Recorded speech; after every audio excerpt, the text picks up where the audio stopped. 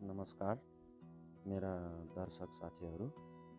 म चाहिँ आज हजुरहरूलाई थोरै यो अर्किड फुल जुन चाहिँ मैले हाम्रो यो दक्षिणकाली मन्दिर नजिकै बिक्री भएको थाहा पाएर चाहिँ नि पोहोर साल मैले ल्याएर यस्तो यो एउटा हाम्रो जुन घरको बारमा लगाउने जाली हुन्छ त्यो जालीमा चाहिँ तपाईँको जुन अब हाम्रो घर वरिपरि पाइने इँटाको टुक्राहरू, काठको टुक्राहरू र यो जुन अब खेर गइरहेका सामानहरू हुन्छ, लेउहरू, घाँसपातहरू चाहिँ नि यसरी यो जालीमा राखेर चाहिँ नि मैले रोपिदिएको थिएँ।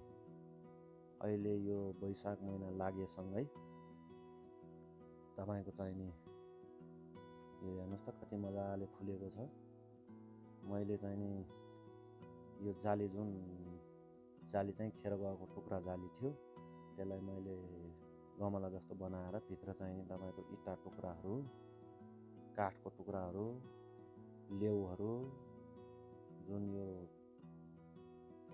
तपाईँ देख्न सक्नुहुन्छ इँटाको टुक्राहरू पनि राखेर यसरी रोपिदियो भने चाहिँ नि एकदम राम्रोसँग फुल्ने रहेछ साथीहरू।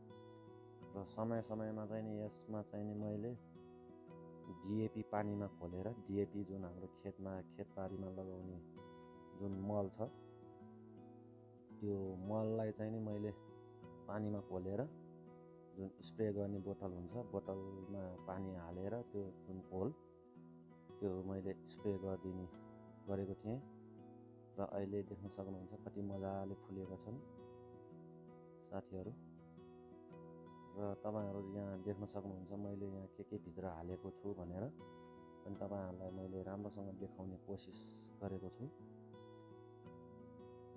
र साथीहरू यसमा चाहिँ तपाईँको केही मात्रामा अरू कोपिला पनि लागिरहेको छ र यो जुन तल 2-3टा एउटा नयाँ हाँगाहरू पनि निस्किएको छ यो वर्ष।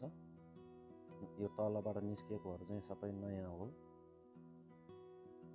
तपाईँहरूले पनि यसरी रोप्नु भयो भने चाहिँ नि चाँडै नै फुल्ने गर्दो रहेछ।